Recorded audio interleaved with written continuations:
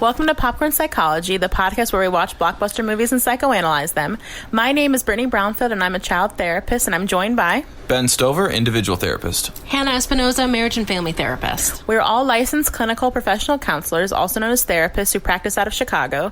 Even though we are licensed mental health professionals, this podcast is purely for entertainment purposes and to fulfill our love of dissecting pop culture in all forms. Please remember that even though we are all licensed therapists, we aren't your therapist. If you are struggling with mental health symptoms, please find a local mental health provider. Hi, Barbies. Hi, Barbie. Hi, Barbie. Hi, Barbie. Hi, Ken. So don't put that evil on me. Don't you put that evil on me. You are it's not bad. You're Knuff. Your shirt says, I am Knuff. My shirt does say I am Knuff, and I am Knuff. So today, if you couldn't tell, we're finally talking about the movie that swept 2023, Barbie. We have 3 Barbies today and 1 Ken. And so our guest Barbie today is our friend Rachel. Rachel Harrison has guested on our Gone Girl episode and our Fried Green Tomatoes episode. She loves coming on and talk about a movie that's about women for women. So Rachel, can you tell everybody a little bit about what you do in the therapy space? Yeah. So I am a LCPC, licensed clinical professional counselor and a registered art therapist. I work in private practice with adolescents and adults, and yeah. Great. Well, thank you for joining us again. You're always a great addition to our episodes.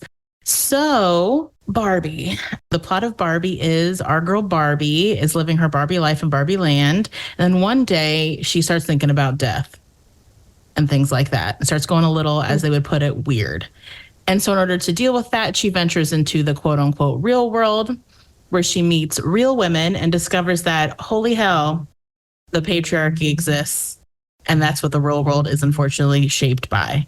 And through the shenanigans of the movie and through the shenanigans of Ken, the Kenanigans, if you will, we talk about creating a sense of self through the codependent relationship that exists between Barbie and Ken, and outside of that. What does it mean to be a woman? What does it mean to be a man? Yada, yada. So today we'll be discussing sense of self. We'll be talking about how a sense of self is impacted by the systems around us, whether it's the systems of the patriarchy, the systems of white supremacy, the systems that affect us all, whether we want to believe in them or not. Systems believe in you. We'll also talk about the impact of life changes or transitions on our sense of self, whether that is going from being a single person to a married person, becoming a mother, developing a mental health disorder. And then we'll be also talking about our sense of self as it engages with codependency or not, as shown through our boy Ken. And as always, we will be doing treatment and final thoughts. So let's talk about Barbie and sense of self.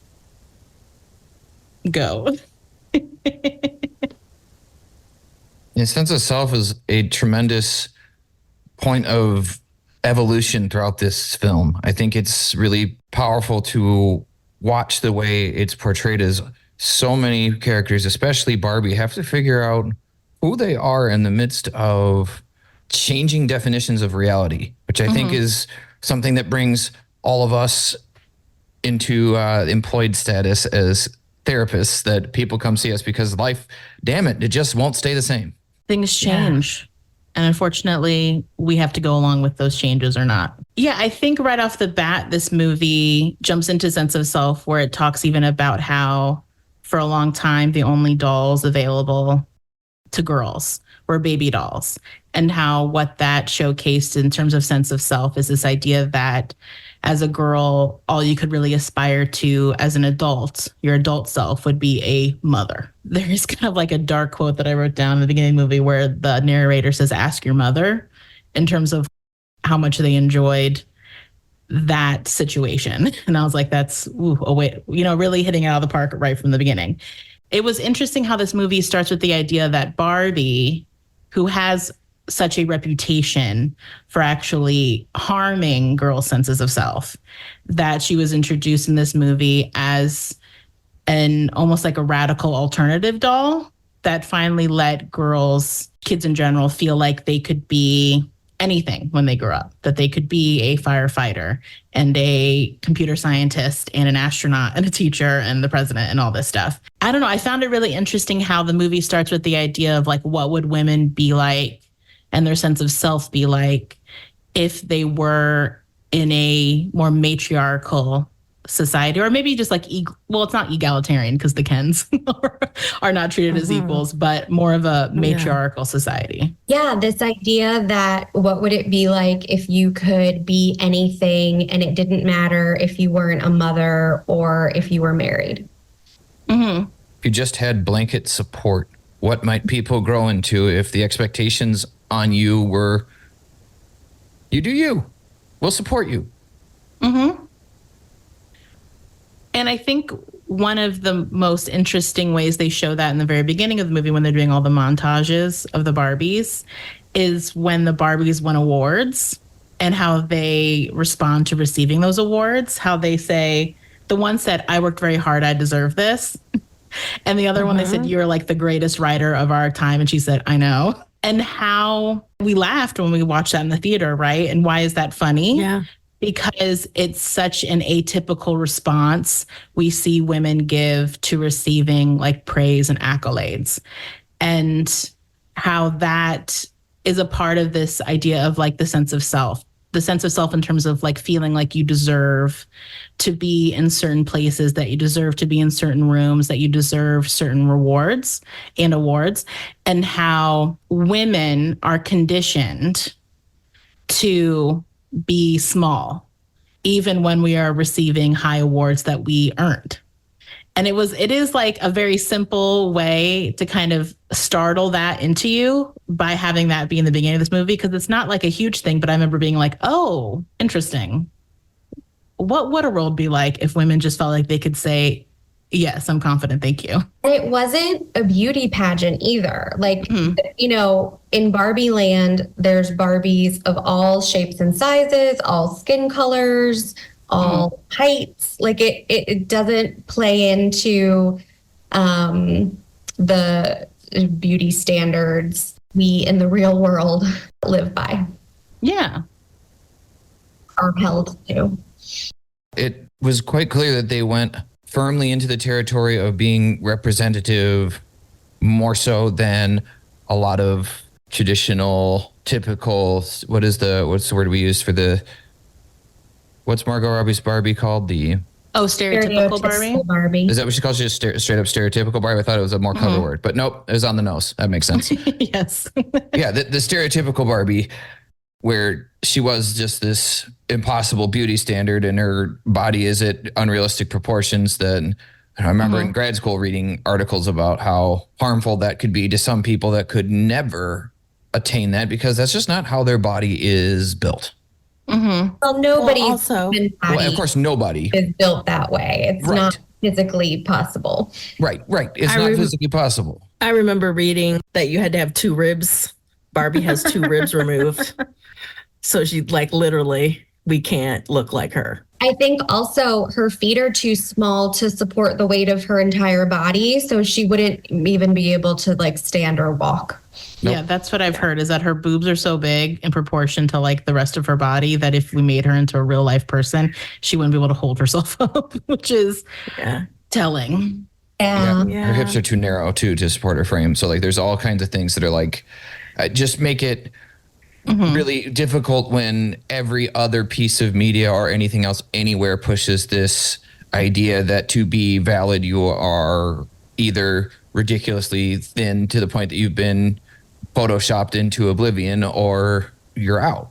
And this movie did an immediate job of showing Barbies of all shapes, sizes, colors, occupations, and every one of them treated equally valid, which was definitely an interesting thought experiment right away of like, wow, how hard would it be to just accept that people are different, period. And that's okay. Crazy world it would be to live in. Oh my God.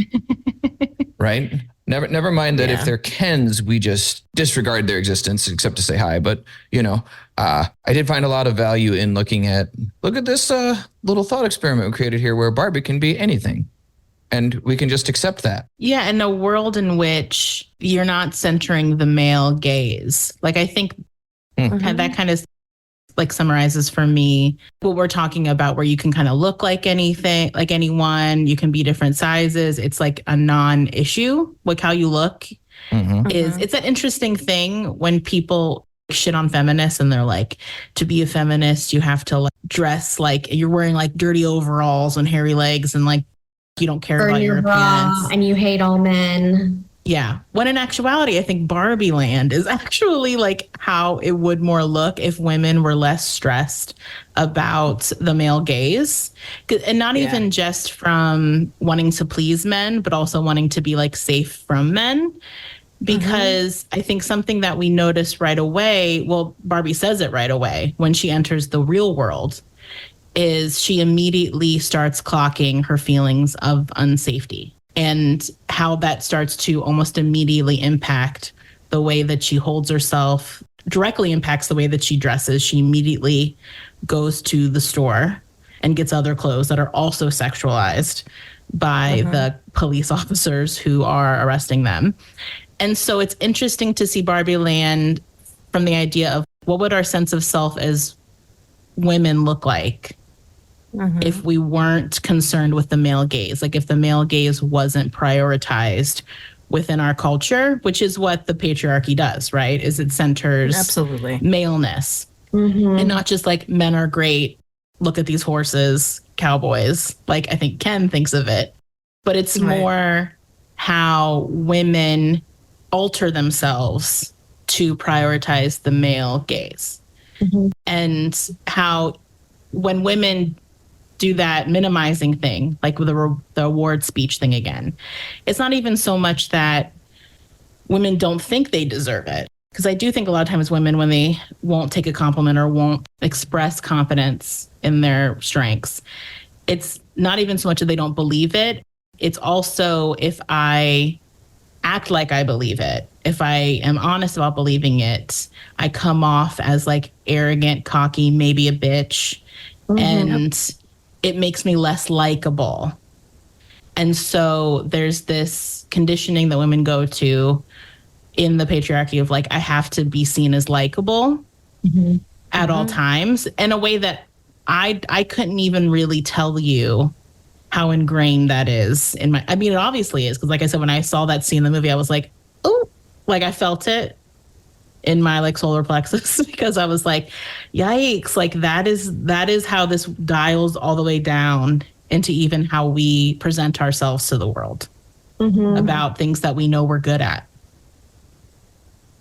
I just want to piggyback off what you said earlier, Brittany, in terms of our ideas of feminism. I think the movie did a really good job of illustrating a more contemporary view of feminism, which is like encouraging women to embrace the opportunities that they have in life and see their choices as justified and always acceptable. That you don't have to question whether it's okay to be a CEO or a mom or a wife or a mechanic. You just have that freedom of choice. And that all roles have equal value. I think the other thing that they hit on in the early part of the movie was that all of the characters felt pre-sexual. Children mindset, or like a child's mindset of the children who frequently play with Barbies.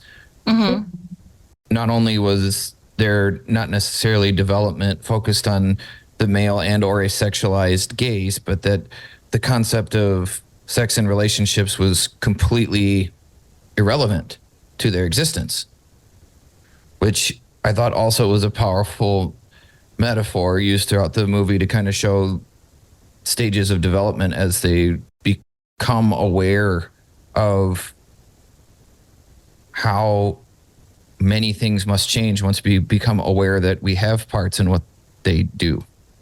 And it brought us right to the end of the movie. But I thought it was really apparent that there was a lot of pre-sexual energy and how different things are when you watch kids play who don't perceive whether people are attracted to them and it doesn't matter. Yeah.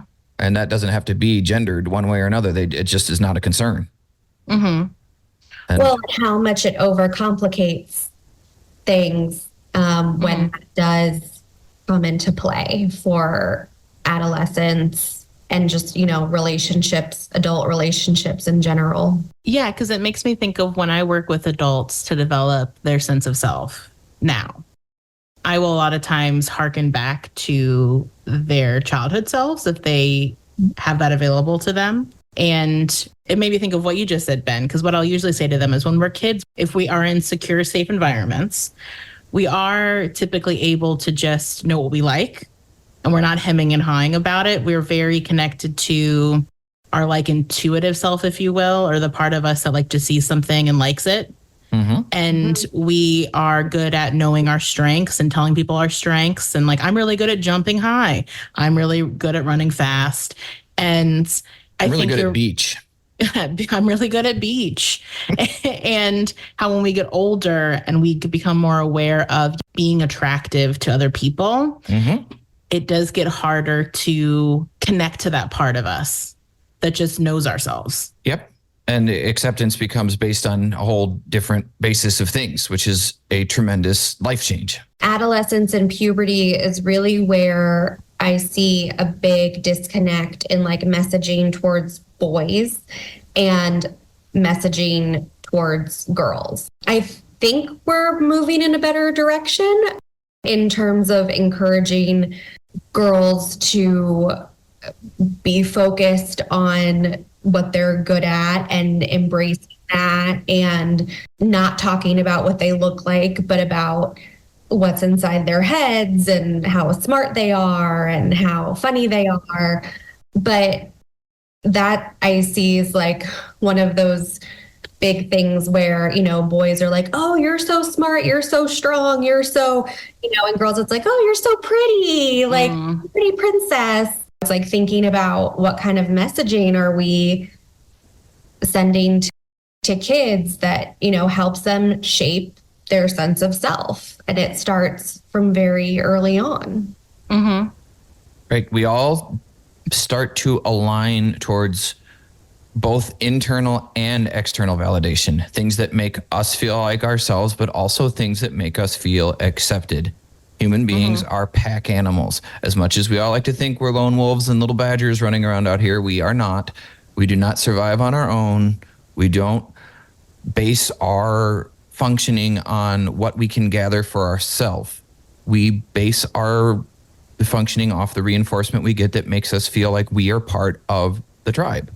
And whatever we've gotten positive reinforcement from our caregivers for, whatever we're taught and told and shown makes us valuable and makes us worthy, we will factor into that external sense of feedback. And it's really, really important to grow both.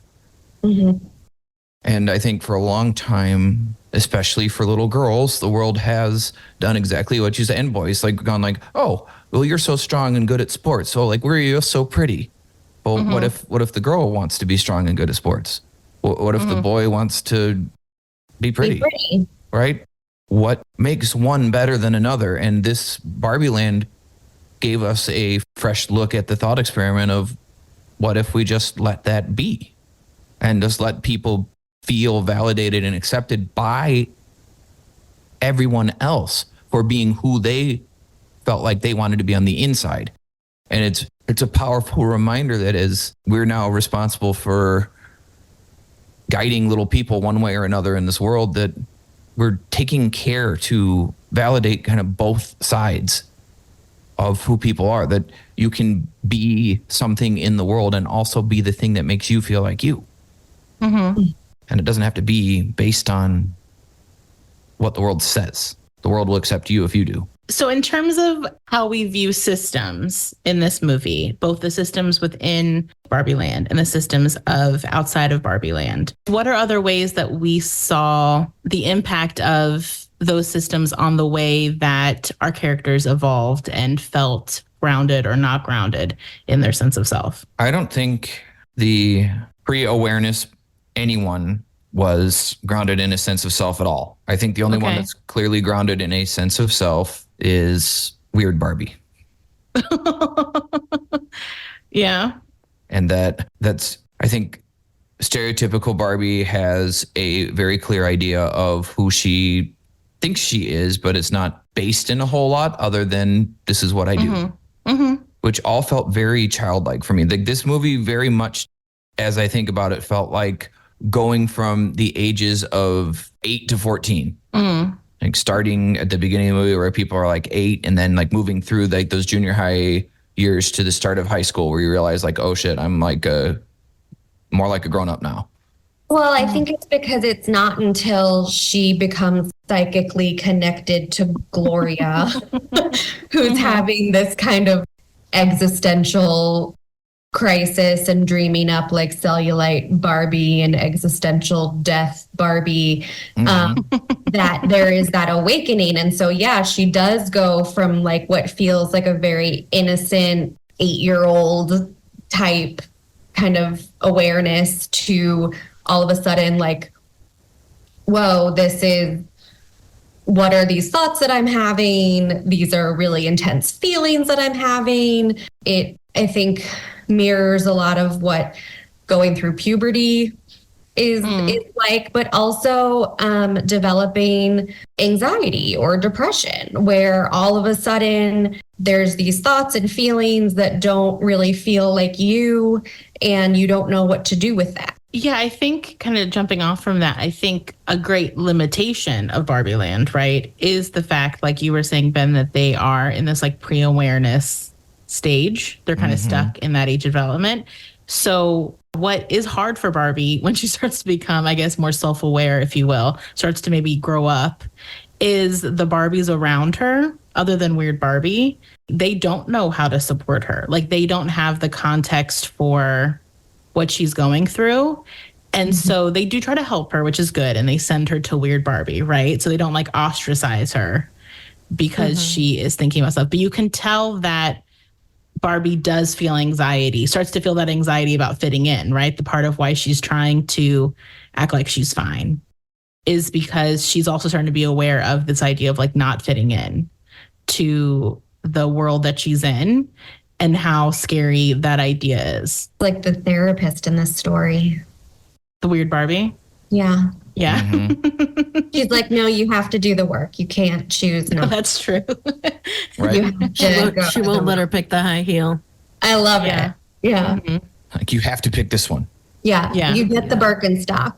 I did love the little therapist persona of that, of like, yeah, but you want to go back to a point in time where you didn't know the things that you know, but that's not a thing. You can't just delete stuff from your brain. It doesn't work that way. Once you know it forever. Once you see it, you can't unsee it. Yeah. Yeah, and it made me think a lot about how our sense of self can be impacted by us becoming more complicated people. And sometimes like a version of that is developing mental health symptoms. Like a lot of people don't develop mental health symptoms till they're teenagers, young adults. Sometimes part of that change is that you don't feel like yourself and you might not seem like yourself to other people. Like the part when she's dancing and she's like, do you ever think about death? And everyone stops. And then she's like, JK, like, never mind. I think that's such a good moment of her not recognizing herself in that moment and how much that unsettled her.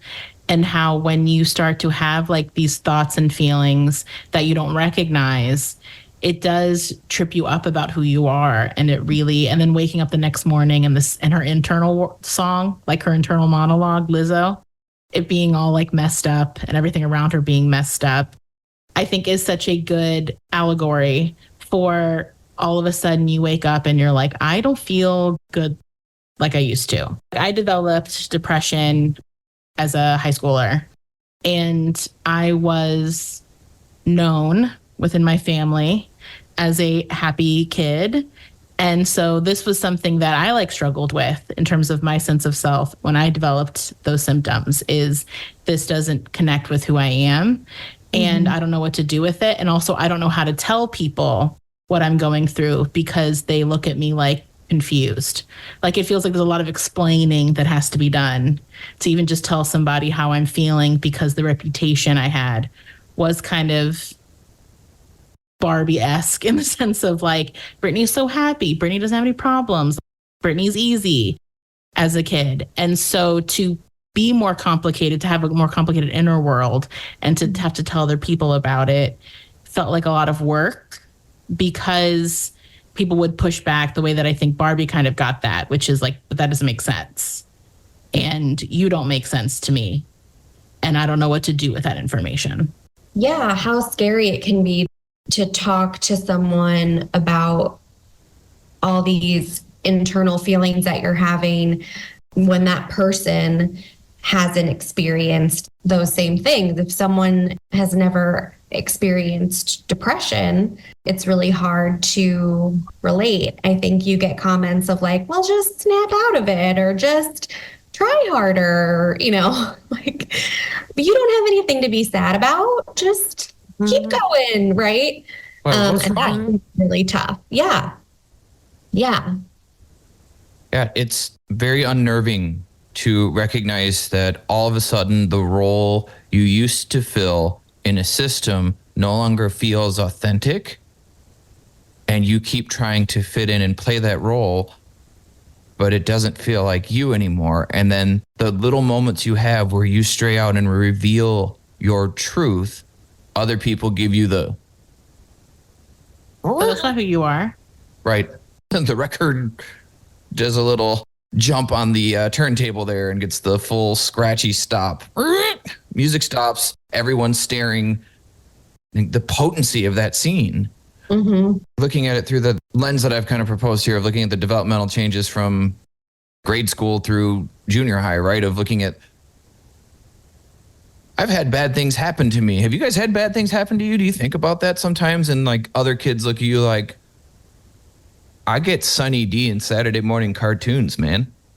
What are you talking about? I'm just thinking about dinosaurs and G.I. Joes. Like everything's good. Have you tried smiling? Mm-hmm. Where then the person who's had some life happen to them all of a sudden for some unexplainable reason that they don't understand yet can feel so tremendously invalidated that they just sink back into, no, I'm cool. Never mind. Because all of a sudden that unconditional validation and acceptance that they got is gone. But now they don't fit. And if they display their new authentic self, they don't fit into the system that's been established. And I think this movie demonstrated that in that party scene wonderfully of like, oh, wait, I can't just get that same unconditional acceptance if I'm not perfect? Huh.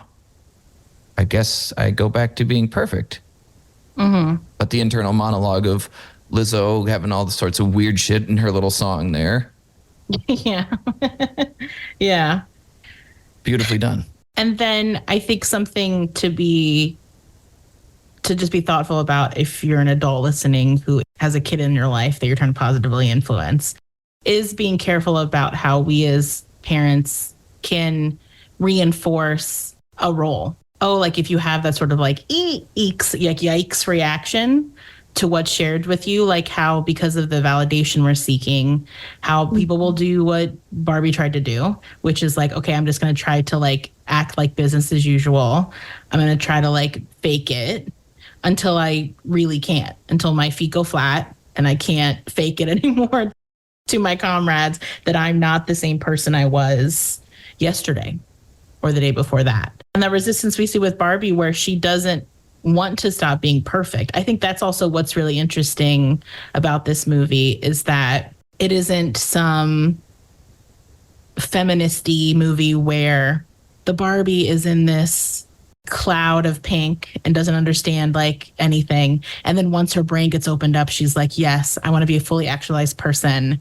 And I want to live with the complicated feelings that involves that she wants to go back to being quote unquote perfect, right? Like she wants to put the high heeled shoe back on.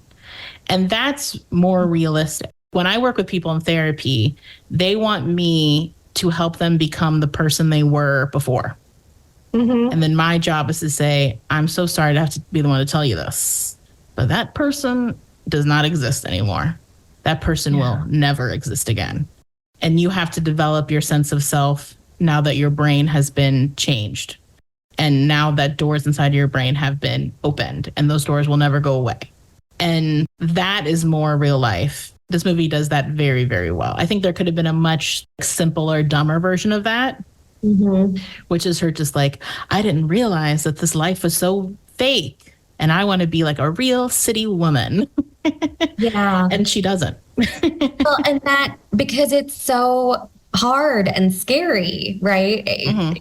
It's changing everything, changing the way you see yourself, changing the way you see the people in your lives, the way you respond in different situations in those different systems. And I think our job as therapists is talking about that while yes, change is very scary, it can also be really positive.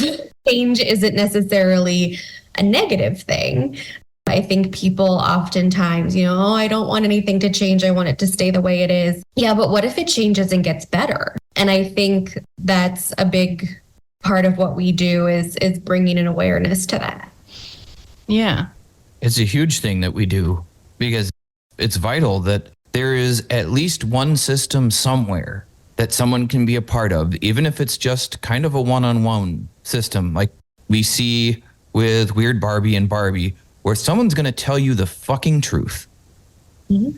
And also simultaneously remind you that you can get support unconditionally the same way you always had and not be okay.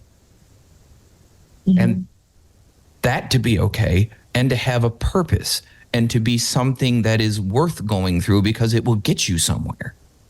As opposed to what we see Barbie struggle with, that you guys are talking about, is this idea of still wanting to be perfect because that's who she's been receiving validation to be, because she can perfectly be anything, but all of a sudden she can't.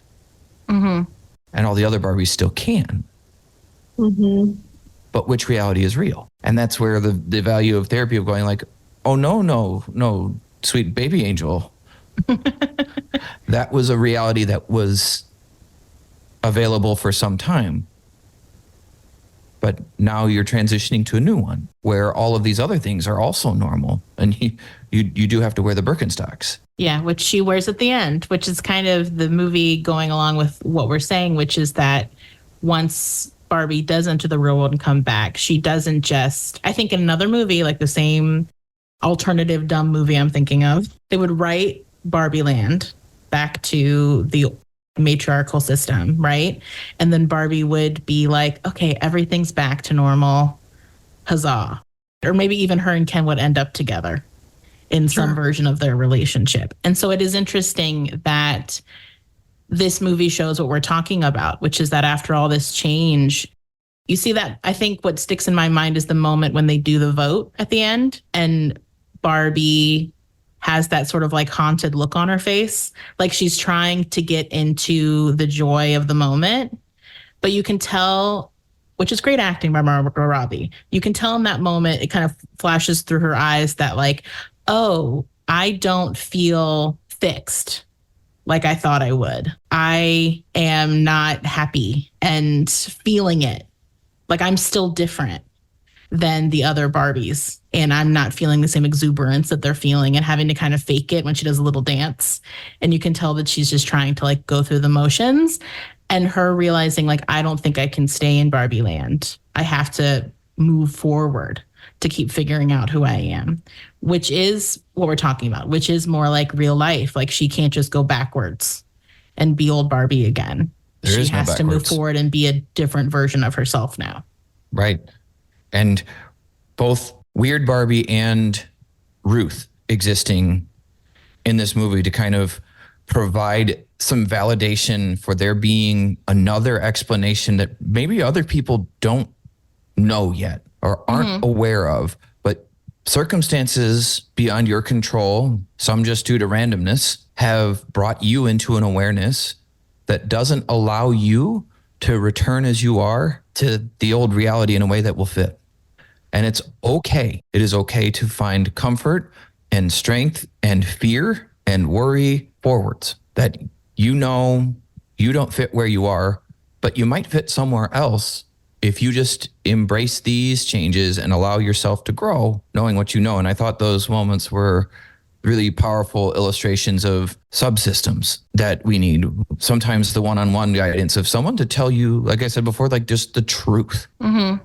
And both Weird Barbie and Ruth's characters tell different truths, different layers and levels of truth that allow Barbie to start actualizing into who she must become. And there is no back. And I love that. It's a pretty firm line for most therapists, especially anybody who does any trauma work at all. The hardest rule you have to communicate to people who have suffered any kind of difficulty in life is there is no going back to who I used to be. That doesn't exist. And it's the thing they want most in the world.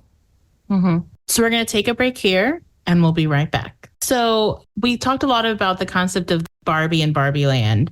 And there's also Gloria and her daughter Sasha as like big parts of the movie too. And so I didn't know if we wanted to speak at all about those sense of self with those two characters too, and how like life changes and things like that are impacting them. Because we're seeing someone enter the child to adolescent spectrum, the tween spectrum, if you will.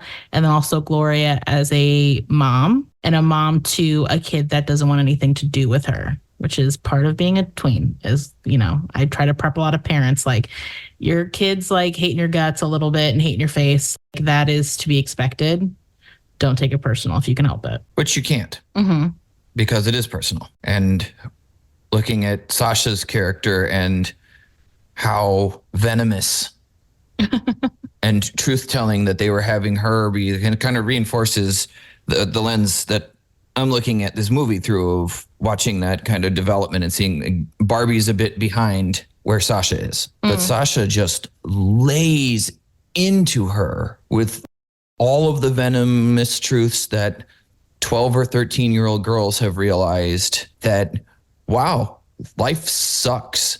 You told me lies. Mm-hmm. You represented lies, Barbie. I can be anything and seek any path I want, but you know nothing of the cost, and warned me 0% of the cost. If I wanted to be Dr. Barbie, nobody told me I had to be a fucking nerd and study and isolate and be socially ostracized and not have fun with my friends kind of energy of like, you didn't tell me that I could be pretty and cool if I sacrificed everything that mattered to me to be pretty and cool, and then acted like an idiot. All of the consequences of the action kind of come out in those interchanges of, you represent a lie. And then the relationship you're hinting at of looking at, you know, tweens and that venom when they realize parents have been lying to you too. Everything's okay. People are nice. If you stand in line and do good things will happen to you. Well, that's not true. I think what Sasha reminds me of, and I think most girls know what this feels like, is the immense anger that you experience as a tween and adolescent, and how, because of the way we're socialized in society, there isn't a lot that we know how to do with that anger.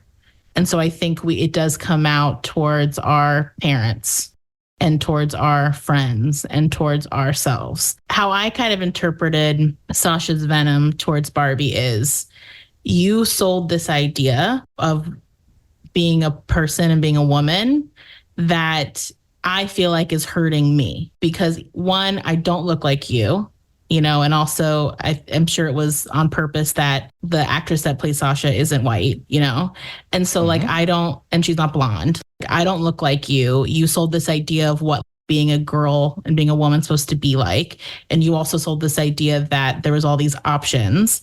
And unfortunately, we are still in a patriarchal system where when you hit that middle school age, developmentally, when you hit middle school, you are very invested in the social structure and other people's validation. So that's just true developmentally. And then also, I think you just become so hyper aware of like how you look, and you just get so uncomfortable in your body, and you get so uncomfortable with how you feel, and how so much of how you feel is not nice, and not being taught how to have a socially acceptable way to be not fun, to be sad and angry. And that's why I think a lot of this stuff goes internal as well. And I think blaming Barbie as well as a symbol makes a lot of sense to me, because that is how, going back to the idea of sense of self impacted by systems, is it kind of leaves teenage girls specifically sort of like stranded. Like, I don't know what to do with myself. And that we get taught that there are only certain feelings that are nice to have, and that you want to be attractive to both from a platonic sense and a like romantic sexual sense at that age. And you don't know how to do it, and it makes you feel like garbage. And then you yell at your mom because she's a safe person to yell at. I think what's really interesting too is that while Sasha is going through this transition, so is Gloria. She, as her mother, she's witnessing this transition, but also very much wanting to go back to how things were before, when Sasha was young and they would play with Barbies together. And there was this innocence, and she adored her mom and wanted to be with her all the time. And now she can't wait to get away and is like, oh, you're embarrassing. I don't want to hang out with you. And I think they have to figure out this transition together and figure out what their relationship as mother and daughter look like moving forward, because you can't go backwards. Sasha's getting older and she will continue to, and that those transitions can be really hard for parents and children to figure out, you know, what does it look like when I have a small child? What does it look like when I have an adolescent? What does it look like when my child is an adult? And what do the different stages in our relationships look like? And then also for Gloria, she has to be a role model to her daughter, but she also, as a woman, trying to balance all of these different roles and responsibilities and figuring out where she fits into all of this. And I think America Ferrera does such a great job with that monologue, talking about all of the challenges of being a woman. And I think that's also when Sasha really sees her mother as this different, as her own person and not just as her mom. Yeah, because even going back to the very, very beginning of the movie, when they do the Space Odyssey reference, right, with the dolls. Yeah. And they talk about how the only like aspiration for young girls in their play was to become a mother. And like kind of hooking it to what you're saying too, is when we sell this idea to girls that they should be a mother, that that's their only choice to be a mother, and then they become a mom, and then their kids get to that point, appropriately so, where they want nothing to do with them or they don't like them, and then they want distance from them. We don't really create a space. I think we're doing a lot better now societally, but I think historically we haven't really created space to help women with, who are you? Yeah. If you like been prepped your whole life to be a mom. When your whole purpose was to become a mother, and then even your children eventually leave you. Yeah.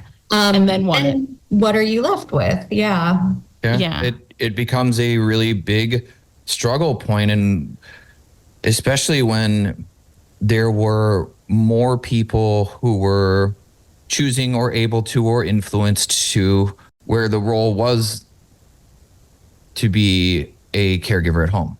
Mm-hmm.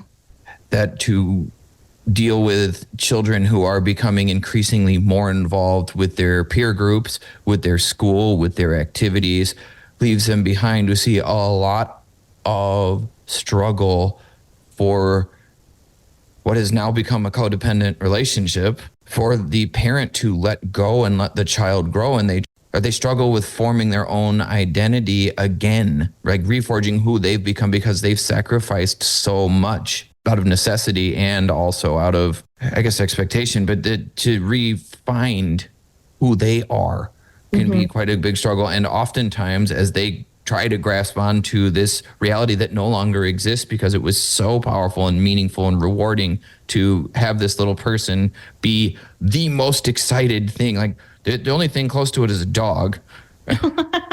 In terms of just so happy to see you. So happy to see you. Like, come home from work and see how the dog treats you, and tell me if you're having a bad day. Once that dog walks up to you and it's like, "Oh, my person's here," like a little kid throwing their arms up and goes like, "Daddy" or "Mommy." It's the best. But all of a sudden, that's gone. Yeah. As is all of the desire to hang out with you, and everything that once made sense is gone. And sometimes parents can get a little resentful and struggle with that and start to resist the changes the kid is trying to make by clamping unnecessary control over their life. And I don't know if subconsciously is quite the right word, but we'll stick with it for the moment. Of their subconscious is taking control and trying to resist that person growing up, so they make it harder and create obstacles for that to do. They're like, you're not going out with your friends, you have to stay at home. Like, kids like, why? You guys suck. There's a party. Boys will be there. Like, what? What do you mean stay here and like have noodles with you with like butter and no flavor? Get out of here. Well, and also just like we see in the movie, Gloria feeling such resistance to Sasha throwing away the Barbie dolls. Yeah. And not being prepared for her to grow up, wanting her to stay small. And I just wish, and I think we're getting better, but I still wish that we talked more specifically to women about how motherhood can't be your whole identity. It can't be your entire sense of self because it's not sustainable. If you're raising a kid well and healthy, they will eventually want nothing to do with you. Your kids will always want something to do with you if you're raising them appropriately or in a healthy way. But they will have less and less to do with you. And that's how it should be. And that I think of when I work with people and their kids are going off to college too, or when I see couples and they're empty nesters now and they're like, I don't know who we even are to each other anymore. Like, we've lost almost like our sense of self within this relationship too. And how we just fall into that hole of like parenting. And then I think too, with the sort of existential crisis that Gloria is at, when you're a parent, when your kid's going through a stage when they're not very likable, I think we also don't prep parents enough for that idea that some parts of parenthood are not going to be fun and you might not even like your kid.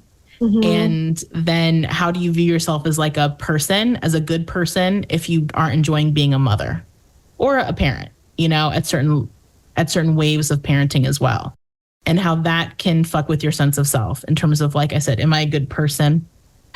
Because I don't like hanging around my kid right now because we're arguing all the time, because no matter what I do, it's like the wrong thing and they're so difficult. Just that idea that we always have to be fleshing out our sense of self. Yeah. No matter if you choose to have kids, you choose to not have kids, if you choose to get married, if you don't choose to get married, you have to be continuously fleshing out your full sense of self, or you're going to keep falling into like quicksands because of life changes. And that benefits your children. Yeah. As a parent, having your own identity and sense of self and doing things that are for you, engaging in activities that are for you, hobbies, or having different friend groups, that is modeling really healthy behavior for your children. And I think, again, with America Ferrera's monologue and Gloria's monologue, and then Sasha kind of seeing her for the first time as a woman and not just her mother, is so important that for parents to be able to do that. Yes. And I think there's a lot of what Ben was talking about earlier as Barbie, you tricked me. Life isn't so easy and glamorous and it's hard and challenging. I think as kids, we sort of glorify our parents, right? They're our superheroes. They never make mistakes. They have all the answers. The reality is that no one knows what they're doing ever. And parents are human. They make mistakes. And adulthood and life is hard. It's not easy. It's not glamorous.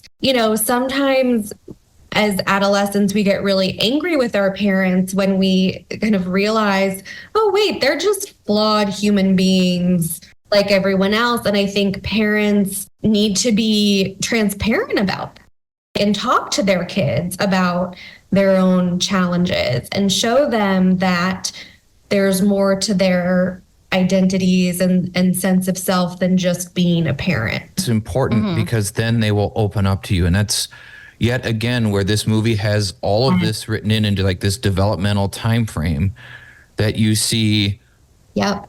Sasha opens up to Gloria once Gloria again becomes a full rounded person and doesn't try to restrict her from growing into who she's going to be, whatever that means, but also is starting to let Sasha into the realities that Gloria understands without blocking her from things she is now old enough to understand, which is that, like you said, things are hard. They don't get easier.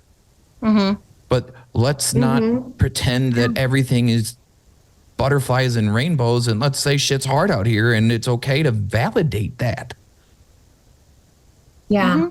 And I think what's important, what you just said, Ben, is in an age appropriate way, right? Like you don't need to sit your 10-year-old down or your 6-year-old down and start telling them how scary and hard life is. Yeah. Don't sit them down and be like, I'm having so much financial anxiety right now. I can't cope. Don't do that. But like, it's helpful to know that our parents are human too.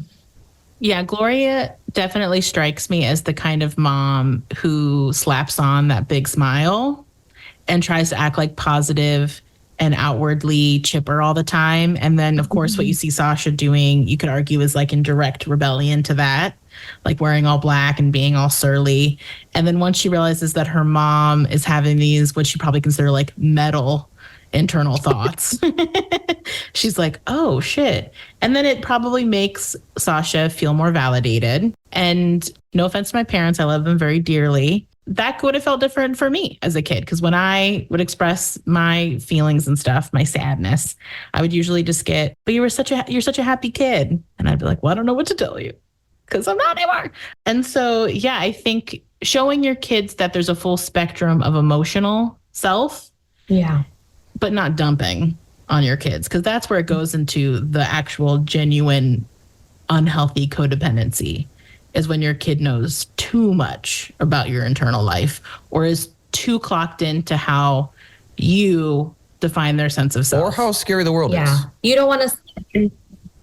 Yeah. Like your kids are supposed to feel they have to feel optimistic. Like, what's the point of having kids if you're not feeling somewhat hopeful for the future and in their future?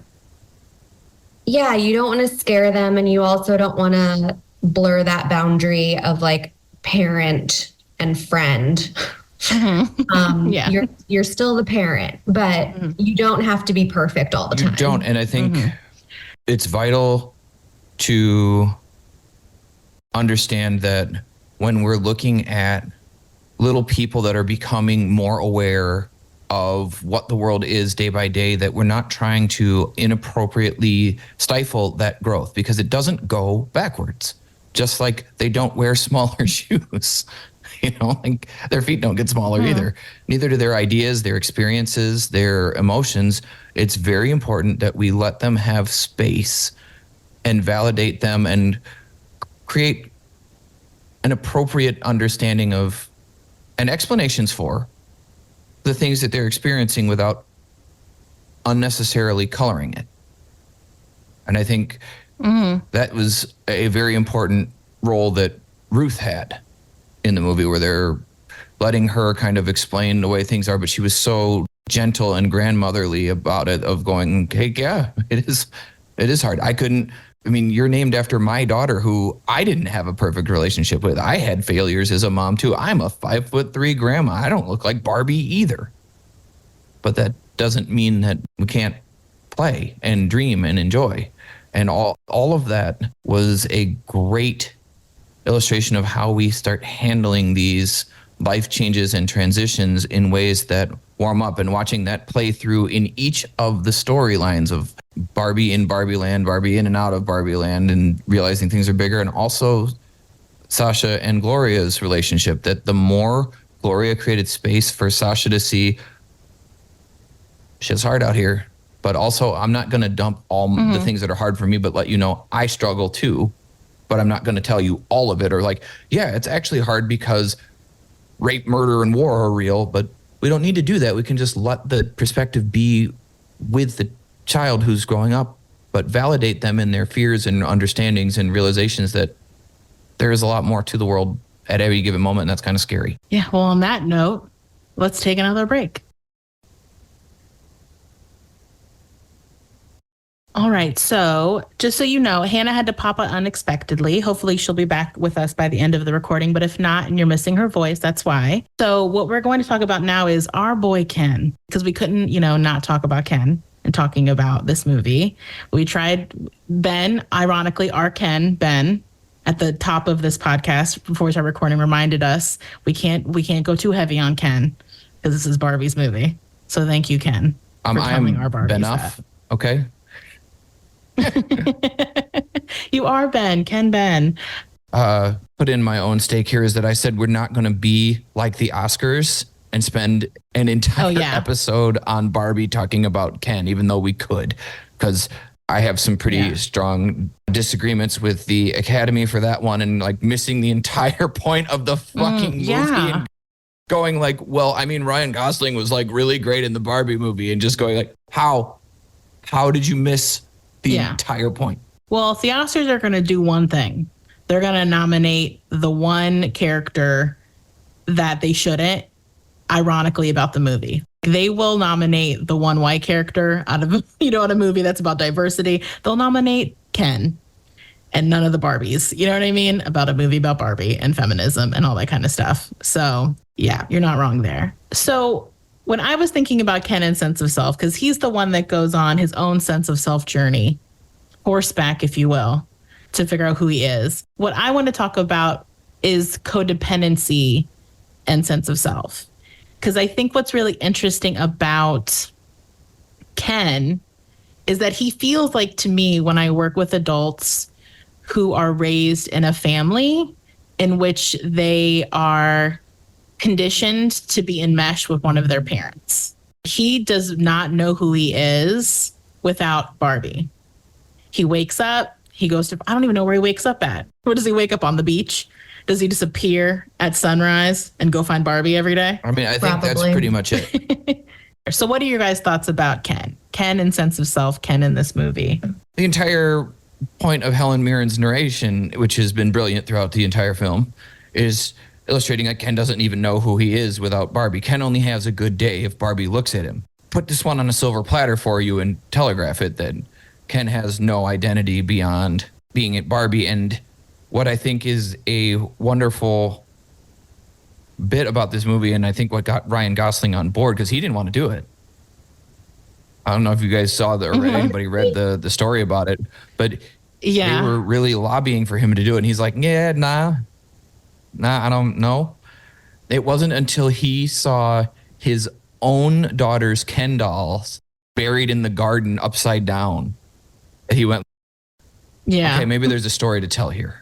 Yeah, like I saw the picture. He took a picture, and I think he sent it to Greta Gerwig, of a dirty Ken face down in the mud next to like a banana peel or something, just like straight up looking like garbage. And he was like, you know what? I can be this Ken.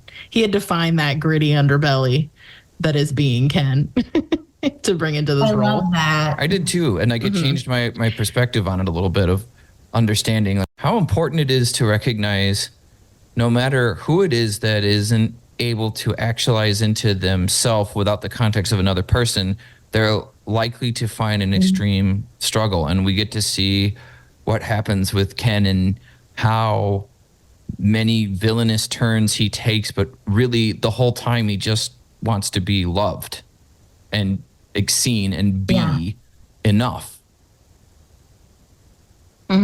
Yeah, and mean something, have value without just being Barbie's boyfriend.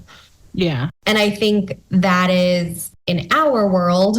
I think a lot of women feel that way, that our value comes from being a girlfriend or a wife, being chosen Yeah. by a partner. Being a mom. Yeah. And being a mom. And I think they do a really great job of showing that with Ken. Not to say that men can't feel that way in the real world too, but that version of Ken is almost like harkening back to before 70s life, where women truly couldn't have certain levels of status, resources, Credit cards, things like that, unless they were attached to a man. Account. Right. Yeah. And I think maybe because they are kid-like, because of the nature of the fact that they are being played by children, I think that's why he felt me more someone who has a parent who has created a sense of self for a child where your worth only comes from my regard for you is conditional. You don't have a sense of self outside of me. You know, your job is to make me feel good. And it is interesting because the system is what keeps the world that they live in, is what keeps that thought process going. Because Barbie is definitely like a product of the world, and she does it in a more like benign way. But she's not intensely validating the way that, and I think what's actually interesting is she seems to be actually put off. And the part of the reason why she's not into Ken is because Ken is so reliant on her and so wants to be so codependent with her. But she doesn't want that. Right. And she's actually pushing back on it. Right. Right. Which is a very awesome gender flip from the stereotype of a great many teen dramas of this girl is needy and I need some space because I can't deal with this. You need to like do your thing and not base everything you do off me. Oh, look at that. They flipped another thing on their nose because the writing on this movie is brilliant. Anywho, looking at how important it is that people are given space to validate their own identity, because what can happen is if they think they're supposed to define themselves through one particular thing and that stops working, they can go through pretty extreme behaviors trying to cling on to whatever it is makes them think they'll get noticed or get that back. I'm pretty sure we had a pretty big event a couple of years ago with a whole bunch of people doing that shit. Couldn't think of what it was, like some date on a January. I don't know. Ringing the bells for anybody here? It rhymes with shmish. It rhymes with shmiraction. What? What? That didn't go well. What? Insurrection. It rhymes with what? Because this is what happens, right? Like if you are raised, which I'm going to say that Ken was raised, quote unquote, who knows, raised in a system, right, in which your identity and your value is totally attached to another person. Then when you go out in the world, because that's what we see, right? He goes to the real world with Barbie because he can't be without her. And then she pushes him almost literally to like go beyond on his own. They have that scene where she's like, go on a walk or something, Ken. And he's like, what, like over there? And she's like, yes. She's like, get away. And this is what would happen in a real life version of this, not as like clowny as the movie, but he goes off and he starts to look for his identity again, right? Because when you are raised to outsource your identity via like a parent, for example, that doesn't just go away when that relationship with that parent breaks down or something. Well, and he's not just looking for his identity, he's wanting to be valued also. Yes. And then he realizes, oh, I'm a man and people just respect me. Yeah. Yeah.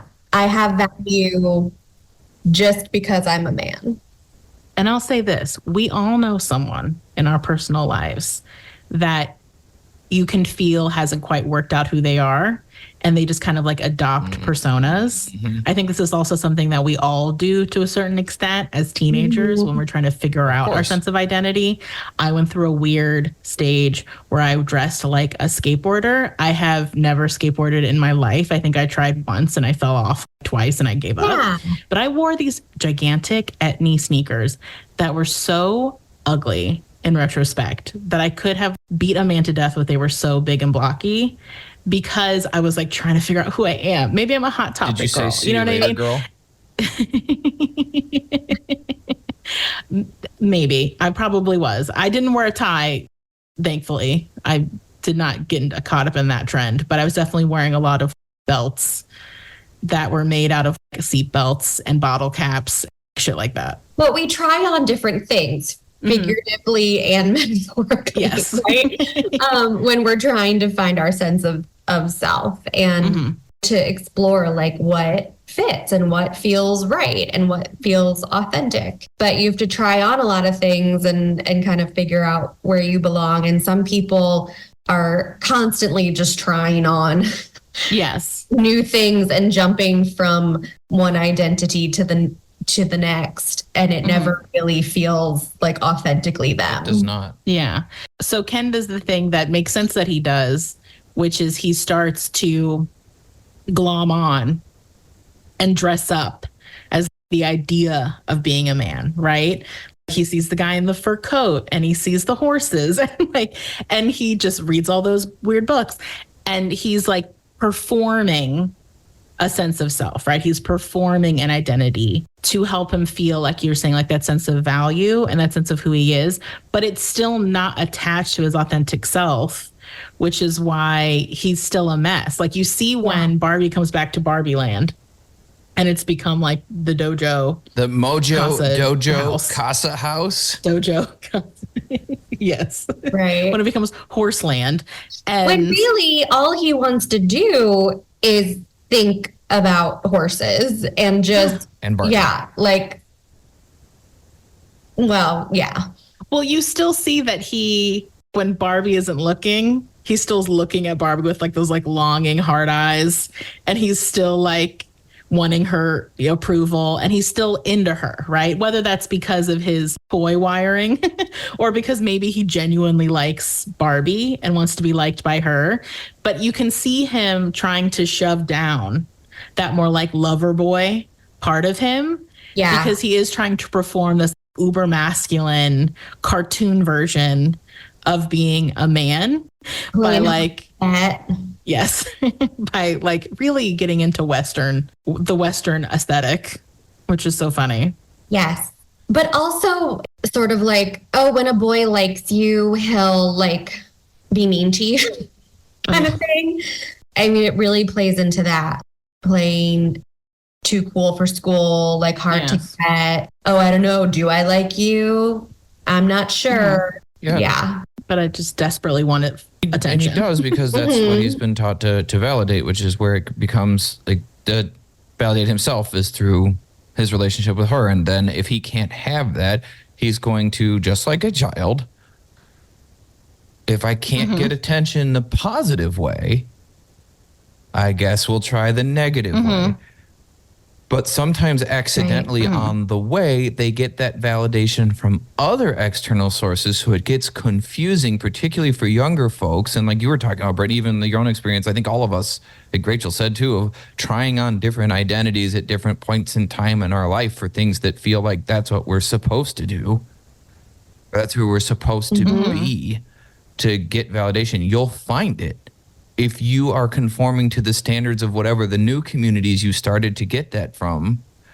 And you may find that in a healthy way, or you may find yourself being indoctrinated into some pretty unhealthy ways real quick. And I think that happened with a lot of the Kens, and they went like, oh no, this is cool. Well, now we're validating each other in our own choices based on nothing, because we know nothing, but we in our little group feel good here doing what we're doing. So obviously we're doing it right. Yeah. And they're, even when they're ruling Barbie Land, they still aren't being individual people. They are just like a collective idea of who they are. as you were saying that, Ben, it was making the thought that came to my head is like the Kens have been red pilled. The Kens have been red pilled. And how I do think like the modern version, like the actual real life version of this, is this uprising, this uptick we've seen in men with podcasts, like these red pill podcasts, like Fresh and Jordan Fit Peterson and whatever. that Andrew Tate douche Yeah. runs his mouth about. He's hopefully in prison soon. But yeah, this idea that like this performity of masculinity, right, and this idea of like women suck and men are great, but also all we talk about is women and how to get women and high value women. And like every conversation we have is about women or like being men and how we're trying to undervalue that, but also we don't know who we are outside of that. That's still like all that confusion, and there's still no person in there. Right, which is a very juvenile, like 12-year-old, 13-year-old mindset of, well, this is what we do when we're in this group, and now we're getting somewhere where before we'd gotten nowhere, and now we have friends, and we didn't have friends before, and we're getting some power, and we had none of that. So this feels pretty good. So we'll just keep doing this for a while. And it is scary when you're seeing grown men who are significantly different biologically and have significantly more social capability than a 12 or 13-year-old does, but they're stuck in a similar mindset that's resulting in pack behaviors, but it's drawing out and encouraging negativity that's still just as codependent, just like you illustrated, of like, yeah, we don't need women, and this chauvinist movement is this place where we can grow and be men, and we can do man things, and we can hunt, and we can eat raw meat, and we can do all these things that people tell us not to, but who says we shouldn't do that? And we'll like put these women in their place, and then they'll just acquiesce and fall back to the natural order of things that I know nothing about because I wasn't alive when that was a thing. So all I am reading is the stories by whoever had enough power of the pen to write whatever they wanted, but we didn't let women write back then. So obviously the information is totally unbiased and we should take it as law. It's crazy ridiculous how invested into these identities people that have a flimsy sense of self can get, and this codependency grows and grows and grows to a dangerous point sometimes. And I think the way that this movie mirrored what was happening with Barbie Land becoming was it Kendom? Is that what they changed it to? Kendom Land. He says Kendom Land, which is stupid. I mean, but it all has this like junior high air of like, girls aren't allowed, but who do we want in our clubhouse more than anything in the whole world? And what would make us feel awesome? It would be a girl. Yeah. It's like, it reminded me of Calvin and Hobbes, where. Oh, yeah. We all, right? Like Little Rascals. All he wants is Susie. Yeah. Little Rascals, He-Man Woman Hair's Club. And yet behind the scenes, Alfalfa is dating Darla. You know what I mean? And how so many of like these real life men we're talking about, and also the men in this movie, the Kens, is like there so much of it is just like, I want to be loved. I want to be a lover boy. I want to be, I want attention from the people that I want to be in relationship with. Like really all they want is to sing at girls, sing at Barbies around a campfire. Which is how the Barbies take back control. Well, they feed into that, that desire that the Kens have. Which in a healthy universe, we'd all recognize that everybody wants that. Everybody wants that validation and to be seen and to be incorporated and to have a role in society. And I feel like the movie did another one of its brilliant writing turns. And even at the end, they were showing how the Barbies wouldn't cede equal control to the Kens. Even like they're like, we'll think about it. We'll give you what did they say? Like you can have one Supreme Court justice, or like you can be on the lower courts, a lower court. Which which I feel like they did even to prove a point yet again of looking at people don't cede equal power back and recognize that even these partial validations will go a long way, but it's still going to be representative of there's much work to be done to let people stand on equal footing. And it does require rebalancing. And rebalancing can be hard, but people won't do it. Yeah. So Ken is the kind of person that I'm not surprised he falls in the patriarchy, because in a lot of ways it's a cult. Kind of what he takes from the real world, and then what he brings back to Barbie Land is a cult mentality. And it makes me think of like a long time ago, I listened to this podcast where someone who left a cult spoke on the podcast. They guested on it, and they talked about how when they got out of the cult initially, they got psychiatrically hospitalized, which is not surprising. And they were diagnosed with borderline personality disorder during that treatment, but then later on, diagnosis kind of got disproved. My least favorite diagnosis. But they were able to identify. Well, they were able to identify though the person that was the cult leaver, that the way though that you are made to feel like your sense of self is so broken down within like that sort of codependent structure that you do have all the signs of having like a personality disorder when you get out of it, because you don't know who you are. You're all dysregulated. Ken does feel like that. And I think it's because of all the things we've talked about. He is more vulnerable to be part of a cult-like idea, such as the patriarchy, because he doesn't know who he is yet. And Ken's going to have to do more work. It'd be interesting to see Ken post Barbie movie, because he's going to be vulnerable to falling into another version of this, and then another version of this, and then another version of this if he doesn't do the work. Finding the next Barbie. Yeah, the next Barbie, the next patriarchy, the next whatever. Constantly trying to seek out something that can attach himself to, because he doesn't have a sense of self without that other element. Right. I think the most powerful line that he delivered throughout the whole film was one that was almost felt like a throwaway, but when he was talking about how he wasn't even interested in the patriarchy anymore once he figured out it wasn't about horses. That's one of my favorite lines. That whole scene where he's crying. I can't remember what exactly he says, but even that moment, he admits, like, I still just want to, like, if I can't have the patriarchy, are we going to get back together? And she's like, no. And he's like, what? And so he just keeps yo-yoing between these two things that are supposed to tell him who he is, Barbie or the patriarchy. So he leaves the movie on like rocky ground, which is actually realistic.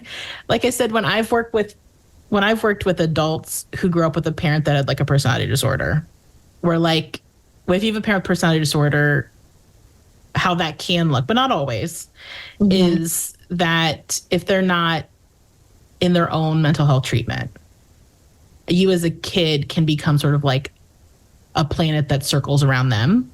And that's really highly reinforced. And then when you become an adult, you are looking for relationships to tell you who you are. Like, I just always tell clients when I talk about this, like, you're outsourcing your identity. And we have to stop outsourcing our identity. We can't keep looking for like, go back on Tinder, or like, I just need to get a new job, or I just need to like dye my hair again, or I just need to move to another place. Like, how much everybody to a certain extent outsources their sense of self. But I think when you come from that environment where you aren't encouraged to develop a sense of self, which Ken is not encouraged to develop a sense of self, you will keep trying to find that outside of you. So Ken still has a lot of journey ahead of him. Ken has a long way before he becomes Matt Smith's Doctor Who, where he goes, I wear Stetsons now. Stetsons are cool. Yes. I wear fezzes now. Fezzes are cool. He's not doing that because he thinks it's cool. He's doing it because he wants the validation externally. And that is the direction where he needs the most help.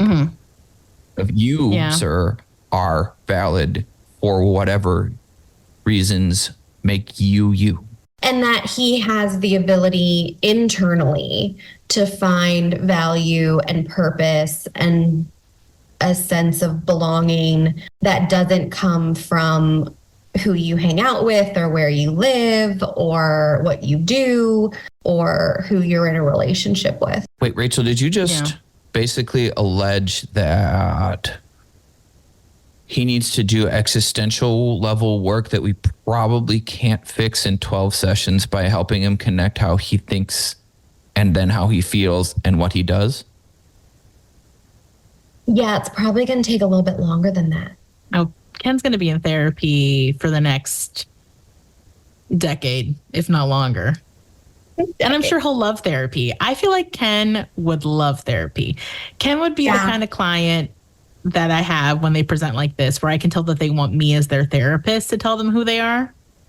And then I have to disappoint them by saying, my job isn't to tell you if you're a good person, you're not a good person, to give you advice. And then people can get really frustrated with therapy because of that. I think Ken would attach strongly to therapy, and particularly to an early career therapist who may be a little more eager to do just that, and would probably have all sorts of unhealthy things go on. Yeah. Honestly, this might be controversial to say, but Ken might need a male presenting therapist, because I think if he saw a female presenting therapist, I think it would be, at least at this point in his progress and his journey, because I think it would be too difficult for him not to fall into like an appeasing role with a female therapist. Like, I think he would very easily fall back into this dynamic with one. So a male therapist would be probably interesting for him, not just to get rid of that potential obstacle, but I think also to have a role model that's like a male presenting person, about like talking about your feelings and things like that in a healthy way. Yes. Right. Yeah, exactly. Yeah. So why don't we maybe let the conversation flow in the direction it seems to be going to anyway, and take that break right here and come back and talk about the treatment section. All right. So treatment, who would like to go first? I can go first. And I mean, we already kind of are talking about Ken here. And I struggled when we thought about pre-show who to pick, because I think that Gloria probably would benefit from quite a bit of existential work and validation. However, like we're talking about with Ken, I don't know that that needs to come from a male therapist. Okay. I think it could. I don't think there's any reason why a male therapist couldn't be that, but I think for her, probably having a female therapist, probably someone who's been a parent and is maybe, a few years ahead of where she's at, might be the most valuable for her. Kind of like for Ken, a male therapist that might be a few years beyond where he's at right about this second, whether it's emotionally or life-wise, would be valuable. Someone that has found security in their masculinity, but also been able to be themselves and not letting the world define what it means to be masculine for that therapist, that they can be gentle and masculine presenting at the same time. I think would be probably very valuable for Ken, or an older female presenting therapist, probably, that's like past the point that Ken is going to like develop the sexual energy for, that could be problematic. Look at the younger one, like if he's going like, look, it's a Barbie. I don't know. I don't know that age necessarily has something to do with it, but I think it would be up to that female therapist to call him out on it. When like, don't just tell me what you think I want to hear, and kind of challenge him in that way. But I do see what you're saying. Yeah, I don't want to like bind it to anything, because I think at any point in time, any therapist could be the right fit for reasons that are beyond any of us to see. Right? I don't want to like bind it to that. I think just as my initial impression of where I think might be helpful for this client is somebody that could be secure and like beyond that point. Whether it's secure with themselves, because that's a good clarification, Rachel. Like, it doesn't have to be like, if there's a younger female therapist who's just like looks like a Barbie, right? Whichever Barbie we want to project into that image, because all Barbies are cool. Right. But Barbie can look like anything. Barbie can look and can do anything, including being a therapist. But finding that security within herself, that his bullshit is going to be something she can see through and help guide him Yeah. out of by not playing into whatever he's trying to project onto her, that she's not having the countertransference. Right. Is the vital point. And whatever it takes a person to be in their life to be at the point that they can be aware of the game within the game, which is the countertransference versus transference relationship. So in non-therapist speak, transference is what the client projects onto the therapist. Countertransference is what the therapist projects onto the client. And there are always dynamics going on there that are beyond what is being presented actively.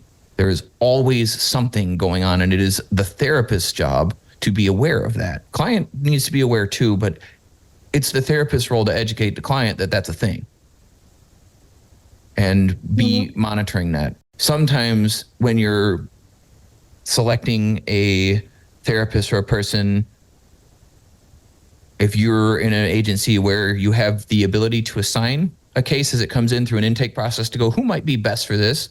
It's important to be mindful of where the most help could come from, but also what's the best fit that a person could manage, the therapist could manage that dynamic, because Ken is going to be someone loaded with transference issues. Oh, yeah. But Yeah. a therapist that has not settled themselves for a client like Ken could be less effective by playing into that without being able to adequately challenge when he may be globbing on or putting up a front and not being authentic or trying to please that therapist's idea of what Ken should be or extract that from the relationship. And I think Ken having an opportunity to see that you can like horses and want attention and find ways to get that from people who will give that back to you in a way that feels natural and easy. Like thinking about Ken made me think of the guy from that Joseph Gordon-Levitt played in 500 Days of Summer, where at the end of the movie, though left a little up to interpretation, it sure seemed like he was about to repeat the same patterns again. With Autumn, the next season of his life. The next season of his life, that he hadn't done all of the work. He did some of the work he needed to, but looked like he was about to take a shortcut and fall for his next manic pixie dream girl. Maybe that's just my read on that film, but I feel concerned that Ken, like you both were saying, would do the same thing. So for me, I think rather than digging into the trauma word or looking into the things that I normally might gravitate towards, would be how do we help Ken understand, and whatever treatment provider, how you manage that dynamic of the transference versus countertransference, so that Ken is the one being encouraged to take responsibility for Ken and only being given enough guidance from the therapist to get back in that direction. That it doesn't become a powerful directive therapist style who's going to be someone that could result in the shrink next door. Oh my God. I listened to that podcast and I was like screaming the whole time. You need somebody who can manage all of that dynamic, that as Ken is going out and exploring this new world, that he's learning to do it from a basis of what makes him feel whole and how he can trust the voice inside of him, guiding him to those things without needing to run it past everybody else or how it looks to the other Kens or the Barbies, that it's for Ken. So that would be what kind of direction I would want to go with Ken, is like finding, if I were treating him, being aware of, can I be on top of my shit enough that I'm not falling into the traps of guiding him too much or validating things that he's doing that are actually not based on his own interest, but garnering connections from other people and seeking that external validation, leading him down the same trap path all over again. Oh, yeah, for sure. When I work with clients like this, and I don't think any of them listen to this podcast, but if they do, they will probably roll their eyes when they hear me say this, because what I usually say is, my job isn't to tell you what to do. And they'll be like, oh, why not? And I'm like, because that's not me helping you. My job is to help you empower yourself and to be your own person, not for me to tell you to be another person to tell you how to be and how to live. It can be like a slippery slope though if you're greener to the work. So I don't know, Rachel, if you want to go next, because I know you had a good idea. Yeah, definitely.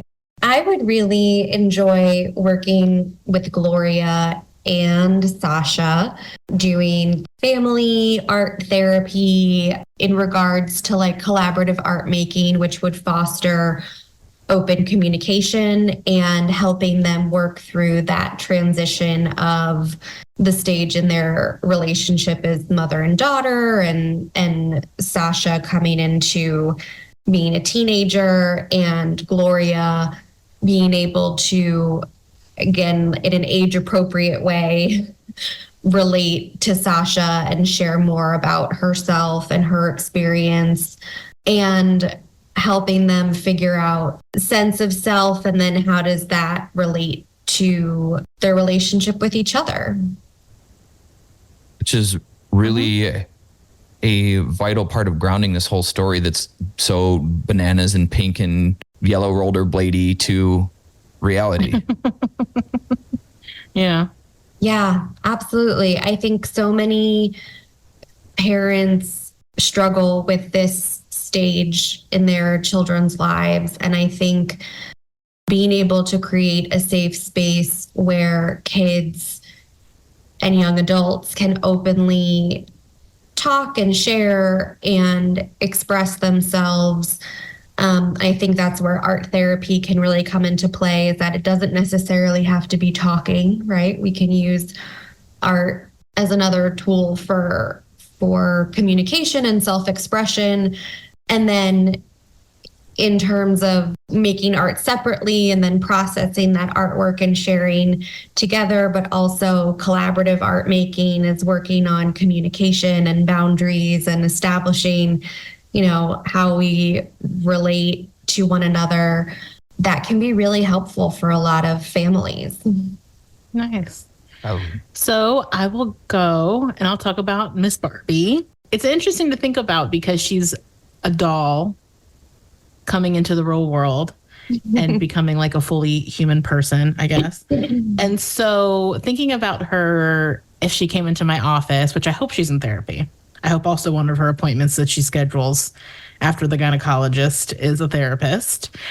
Yeah. Because, well, one, I am curious, and I thought this when I was watching it, like if she's living with Gloria's family, because similar to someone who's left a cult, I think, I would imagine, she has to learn a lot of life skills. Like she's someone who might need like transition housing, if you will, because she doesn't know how to do anything life skills wise on her own. She doesn't even know how to like feed herself technically, because she's been doing dull version of it her whole existence. So she would be interesting to work with as an individual therapist, because it might be a good amount of life skill work, like how to do this, how to call this.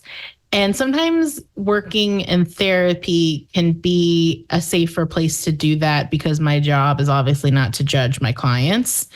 And so it can feel less embarrassing to ask a therapist, or just even tell a therapist, like, I haven't scheduled this appointment yet because I don't know how.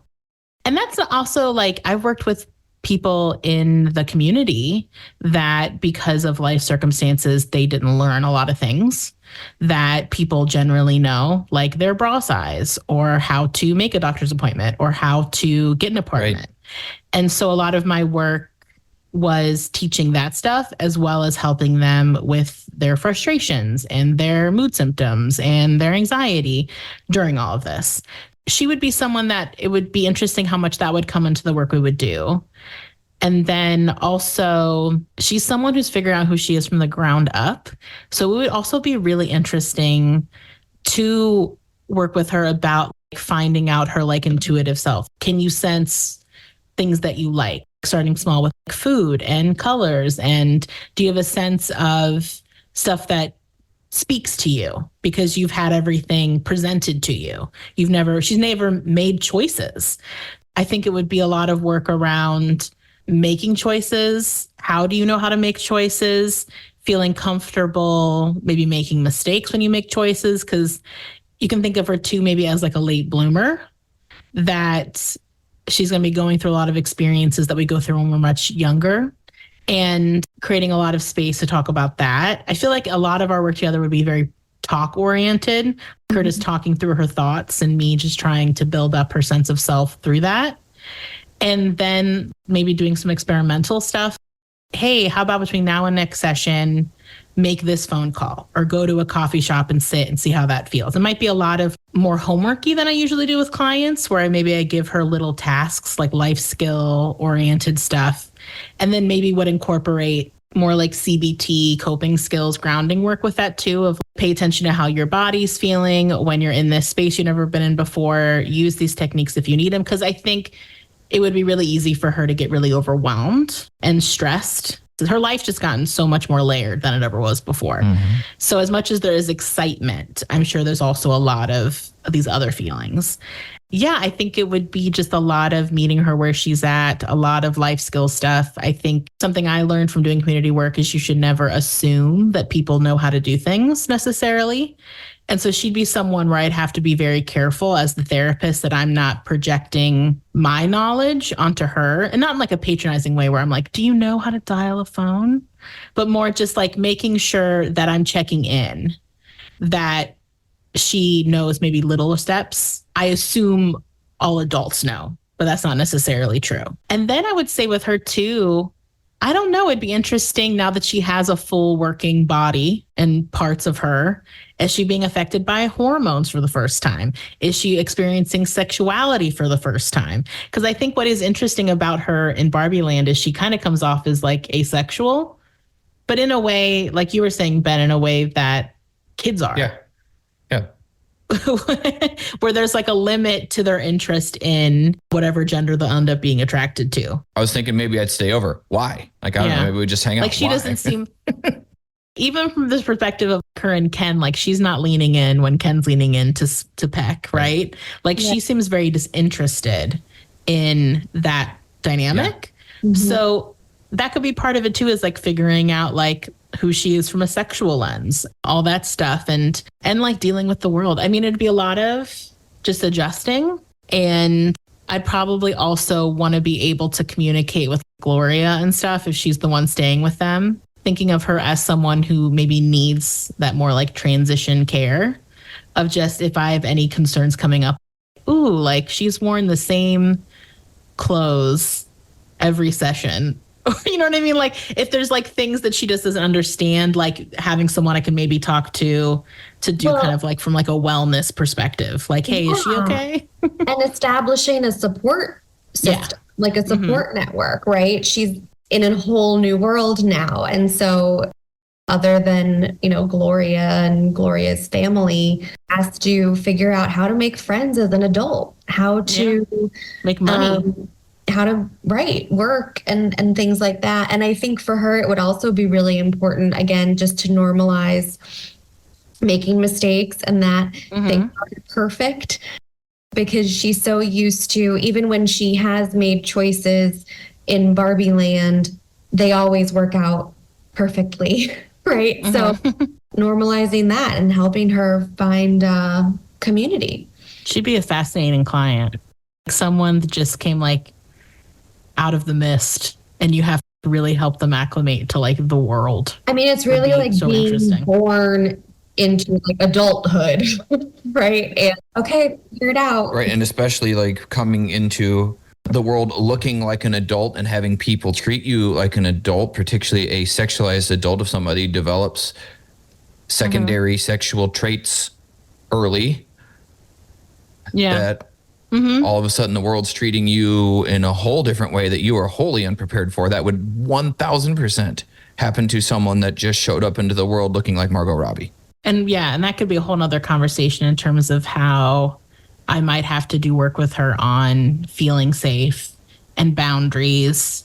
And just because that person's being nice to you doesn't mean that you should get into their van. You know what I mean? Like stranger danger, that kind of stuff. She'd be like Pinocchio, like on her way to school. Don't go on the donkeys. Right, like stay away from Honest Tom or whatever the fox's name was. Yeah, I know exactly what you mean. Don't join a marionette circus. Right, anybody who calls themselves Honest Tom, probably not. Yeah, you know, like Don't trust any men with J names. So we will wrap up there with treatment and be back with final thoughts. All right. So I can go first with this. This is actually only the second time I'd ever watched Barbie. I saw it. I did Barbenheimer last summer when it first came out. So I saw Oppenheimer, then Barbie. If I'm going to be honest, I'm going to be very vulnerable right now, guys. Don't attack me. I was not underwhelmed by Barbie, but I think I was definitely one of the annoying people who was like, this is like feminism 101, like kind of underwhelmed in terms of the message. And then I noticed how other people were being impacted by the story. And I was like, okay, it's not just about me. You know what I mean? That I appreciated how this movie was affecting women as a whole and being reminded that not every person, not every woman knows these things. And so I feel really grateful that this movie is kind of like a crash course in feminism 101 for a lot of people. Watching it now for the second time, I actually did enjoy it more too, because I think when I first saw it, it took me a minute to like get the tone of it and the structure of it, and parts of it felt like it was going too fast or too slow. So this time, now that I kind of knew what to expect, I enjoyed it like a lot more, and I'm grateful that it exists. Am I a little wary of how it's opening up the door for like toy-based movies, because I heard that Margot Robbie is now going to do a movie about Monopoly and maybe also about The Sims, which does actually crack me up. I love The Sims, and I would die to see whatever she would create about The Sims and the lore of The Sims. But I would say I really appreciate this movie. I thought it was a lot of fun. I loved all the women dressing up to go to Barbie and all the guys dressing up to go to Barbie too. And obviously hilarious. Loved the Ken of it all. And so I'll definitely watch this movie again, and I appreciate what it put forth into the conversation.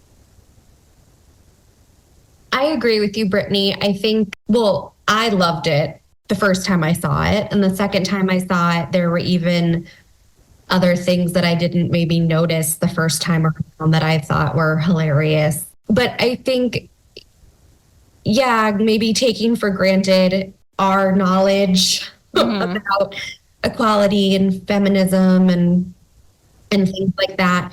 I think this opened up that conversation for more people and made it into, what can be a hard conversation to have or a heavy conversation.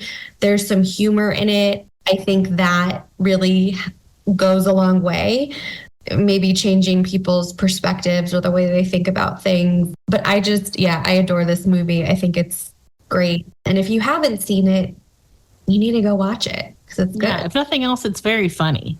Like if you're not going to take any of the messaging of it, it is pretty hilarious. Yeah. Any other year, it'd have been a 10. Yeah. I adore this movie.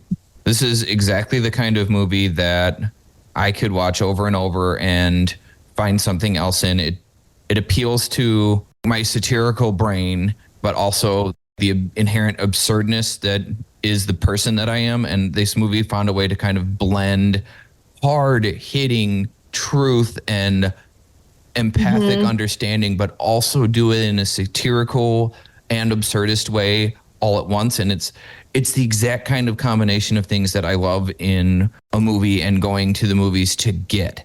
Like something that makes me think, something that makes me laugh, something that breaks your brain a little bit, but also puts it all in like a nice little bow without necessarily telling you they did that, because the writing was so tight that they accomplished multiple layers of goals and resolved all of the things that needed to be resolved, and simultaneously left the things that shouldn't have been resolved unresolved. It was brilliant on all levels. It was brilliantly acted. It was brilliantly shot. It was brilliantly designed and written. I adore everything that this movie was, and I have watched it a great many times, partially because my daughter is a 6-year-old blonde girl with blue eyes who looks a lot like a Barbie, just very short. But the reality is that I think something like this existing for her means a lot to me. And kind of in the same ways that, like, once I watched the Marvels, because a lot of people were like, oh, the Marvels was bullshit. And I'm like, I mean, it wasn't for me. I love the Marvels. But you know what it was for? It was for someone like my daughter.